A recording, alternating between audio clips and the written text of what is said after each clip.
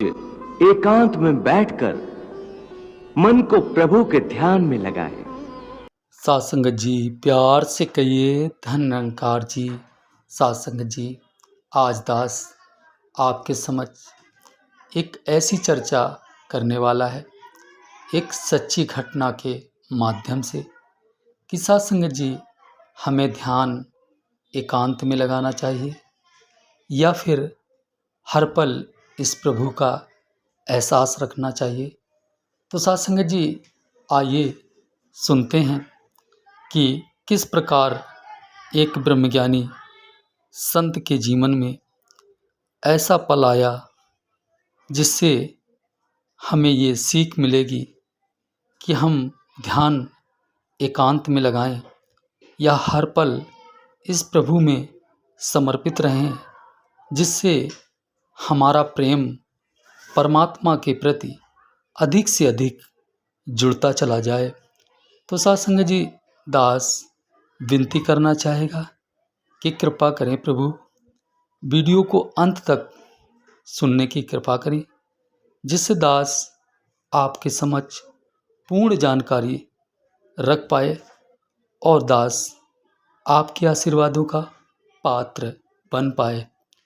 तो साध संगत जी घटना कुछ इस प्रकार है कि एक ब्रह्मज्ञानी महात्मा थे जिन्होंने बताया कि साध संगत जी जब वो पहली बार उन्हें ब्रह्म ज्ञान प्राप्त होता है तो साध संगत जी खुशी इतनी ज़्यादा होती है कि ये निराकार प्रभु परमात्मा जो उनके अंग संग है, साध संगत जी वो कह रहे थे कि दास जैसे ही इन्हें देखता है तो दास कहता है कि ये इतने निकट था और दास कभी देख नहीं पाया, इतना करीब होने के बाद भी इसे दास जान नहीं पाया।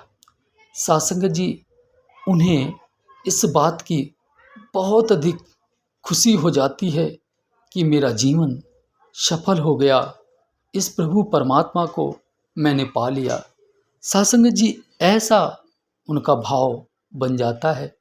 साध संगत जी कह रहे थे महात्मा जी कि जब दास को ये ज्ञान मिला तो दास घर में आता है और सुबह शाम 1 घंटा इस निरंकार प्रभु परमात्मा का सुमिरन पवित्र अवतारवाणी पढ़ता और पढ़ने के बाद आंख बंद करके ध्यान लगाता और हर पल इस प्रभु को याद रखता।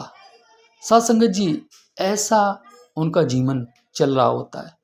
साध संगत जी फिर महात्मा कहते हैं कि दास एक बार एडवांस सेवा में जाता है और एडवांस सेवा में एक सत्संग पढ़ता है जिसमें सद्गुरु बाबा हरदेव सिंह जी विचार बोलते हैं और विचारों में कह रहे होते हैं कि अगर हम इस प्रभु परमात्मा को हर पल याद करते हैं तो बहुत बेस्ट है, और अगर समय इतना भी नहीं दे पाते हैं, इतना ध्यान नहीं लगा पाते हैं, तो 1 आध घंटा अगर बैठकर हम सुबह शाम इसका सुमिरन करते हैं तो इसमें कोई हर्ज नहीं है।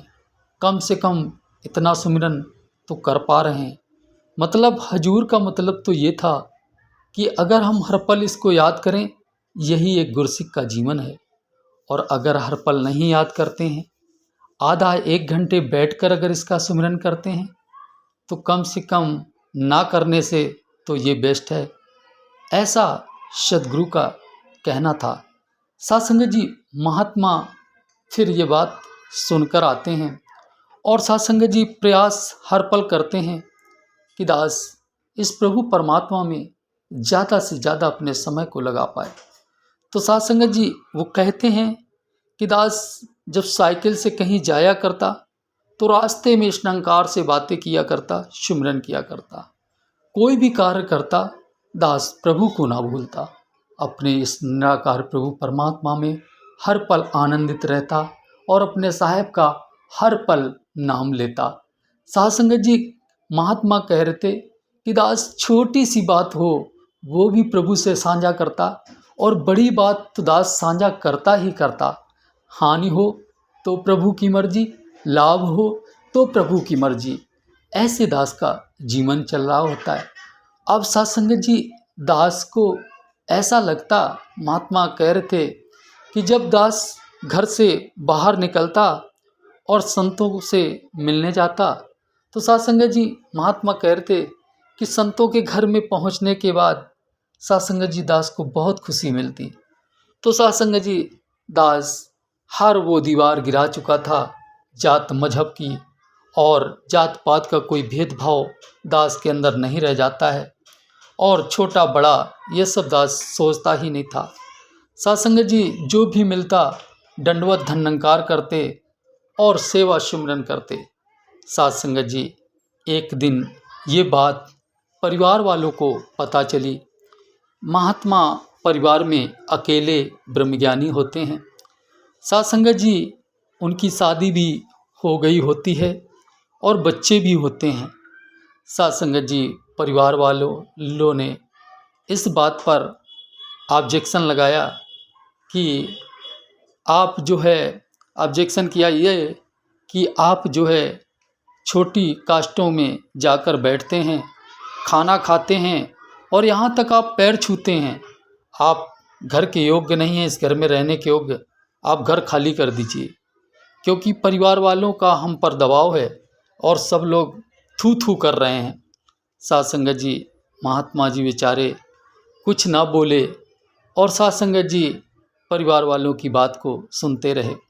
साथ संगत जी कुछ दिन बाद साथ संगत जी उन्हें परिवार वाले कुछ बर्तन देकर घर से बाहर निकाल देते हैं। साथ संगत जी महात्मा घर से बाहर अपने बच्चों के साथ बाहर निकलते हैं, और साथ संगत जी घर के पिछवाड़े थोड़ी सी जगह पड़ी थी, तो साथ संगत जी उसी दीवार में 2 बांस संतों की मदद से कहीं से लेकर आते हैं, और 2 बांस लगाकर साथ संगत जी एक तिरपाल डालकर नीचे तखत रखकर अपने जीवन का निर्वाह करने लगते हैं। साथ संगत जी उनका जीवन कुछ इस प्रकार चल रहा होता है कि तब तक हजूर सदगुरु बाबा जी की मेहर होती है। और साथ संगत जी उन्होंने जो एक छोटी सी दुकान डाली हुई थी, उस दुकान में इतनी बरकत होती है, इतनी कमाई होती है कि समय नहीं लगता है। उनका वहीं पे जहाँ तिरपाल थी वहीं एक मकान बनके खड़ा हो जाता है।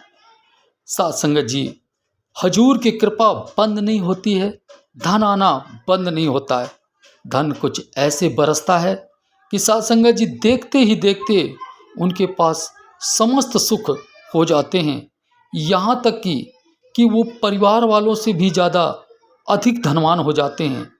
जबकि उनके पास ज़मीन भी नहीं होती है, और परिवार वालों के पास ज़मीन भी होती है, लेकिन फिर भी उनसे वो अधिक धनवान बन जाते हैं। साथ संगत जी एक दिन माँ बाप उनकी स्थिति को देखते हैं, लोग उनसे मिलने आते, उनके दरवाजे भीड़ लगी रहती, संतों की, महात्माओं की। और साथ संगत जी इतने कीर्तन, इतने भजन होते कि हर पल भक्ति से भरा उनका वातावरण उनके घर का रहता। ऐसा आनंद सुनकर आसपास के लोग दंग रहने लगे। आसपास के पड़ोसी भी उनके पास बैठने उठने लगे। बोलचाल सबसे उनका हो गया, सबसे प्रेम हो गया। साथ संगत जी एक दिन माता पिता आते हैं और बेटे के समक्ष माफ़ी मांगते हैं और कहते हैं बेटा, अपना जो हिस्सा है वो आप ले लो और सारे गिले शिकवे समाप्त कर दो, हमें माफ़ कर दो। हम समझ नहीं पाए कि तुम सत्य से जुड़े हुए हो। अगर ये पहचान जाते तो हम ऐसा नहीं करते। साथ संगत जी महात्मा उनकी बात सुनते हैं और कहते हैं, माता पिता आप मेरे पास रहिए और खाइए पिए जो मर्जी आए करिए, और जैसा आपका ध्यान हो वैसा आप कर दीजिए। साथ संगत जी परिवार फिर से मिल जाता है। ये सद्गुरु की कृपा हुई। साथ संगत जी सब्र किया, संतोष किया। साथ संगत जी अपने प्रभु पे अकीदा जताया। साध संगत जी, महात्मा के जीवन में वारे न्यारे हो गए। तो साध संगत जी, दास कहना चाहेगा कि अब आप अंदाज़ा लगा ले सकते हैं कि हमें किस प्रकार ध्यान और सेवा सुमिरन सत्संग में जीवन को जीना है। साध संगत जी, अब दास और शब्दों का सहारा नहीं लेना चाहेगा और आप सबके समक्ष दास यही विनती करना चाहेगा अपने सद्गुरु से कि मेरे साहब, सुख सारी दुनिया के पादों हम सबकी झोली बिच, फिर भी मिलाए रखना संतादी टोली बिच। साध संगत जी, प्यार से कहिए धन।